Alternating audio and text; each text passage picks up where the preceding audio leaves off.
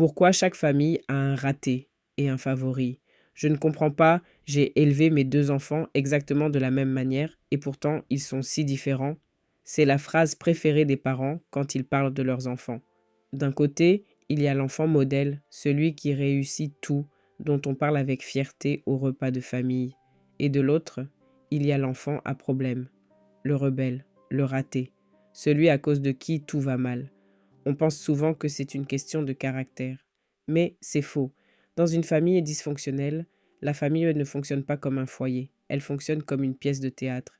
Et pour que la pièce soit crédible aux yeux du monde extérieur, le metteur en scène a besoin de distribuer des rôles très précis. Aujourd'hui, sur le mythe familial, on va décrypter le casting le plus toxique de la société. On va comprendre pourquoi le favori est en réalité un prisonnier, pourquoi le bouc émissaire est le seul à voir la vérité et comment le système familial vous a monté contre vos propres frères et sœurs. Le trophée, l'enfant roi. Commençons par celui que tout le monde envie, le favori ou l'enfant doré. Vu de l'extérieur, il a gagné à la loterie. Il reçoit les louanges, le soutien financier et on lui pardonne la moindre de ses erreurs. Mais attention, ce traitement de faveur n'est pas de l'amour inconditionnel, c'est un investissement en relations publiques. Dans une famille toxique, le favori n'est pas aimé pour qui il est aimé parce qu'il sert de miroir valorisant aux parents. Il est l'extension de leur ego. C'est la preuve vivante qu'ils sont de bons parents. Mais ce rôle est un piège doré. Pour garder sa couronne, le favori n'a pas le droit d'échouer. Il n'a pas le droit d'être lui-même, ni d'avoir des opinions différentes. S'il sort du script, il perd tous ses privilèges. Résultat, en grandissant, le favori devient souvent un adulte terrifié par l'échec, sans identité propre, incapable de prendre une décision sans l'approbation de quelqu'un d'autre. Il est le pantin parfait. La poubelle émotionnelle, le bouc émissaire. Mais pour qu'il y ait un pantin parfait, il faut que quelqu'un d'autre porte le poids de tout ce qui ne va pas dans la famille. C'est là qu'entre en scène le bouc émissaire.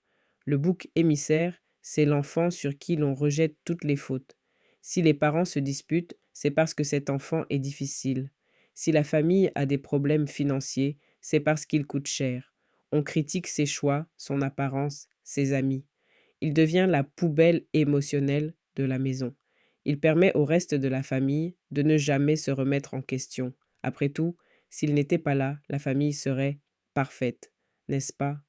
Mais voici le plus grand secret du bouc émissaire. C'est lui qui porte le rôle le plus difficile, mais c'est aussi lui qui a le plus de chances de s'en sortir.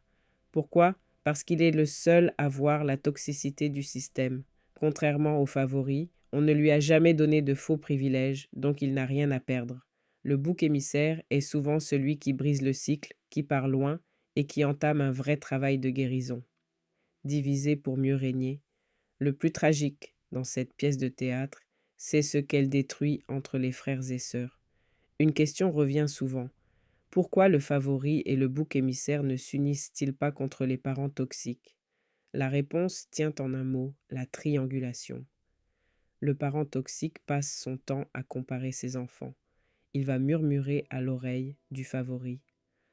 Heureusement que tu es là, ton frère me rend malade. Et il va dire au bouc émissaire.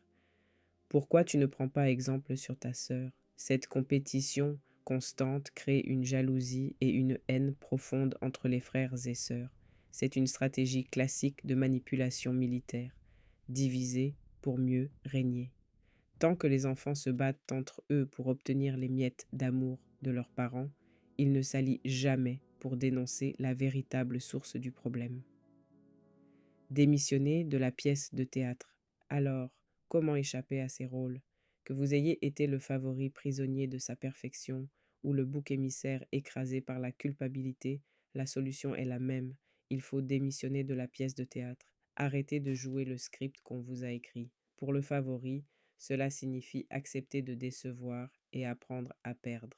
Pour le bouc émissaire, cela signifie refuser de porter la honte qui ne lui appartient pas et comprendre qu'il n'a jamais été le problème. Mais surtout, si vous le pouvez, regardez vos frères et sœurs non plus comme des rivaux, mais comme des codétenus de la même prison. Vous avez tous été manipulés par le même metteur en scène.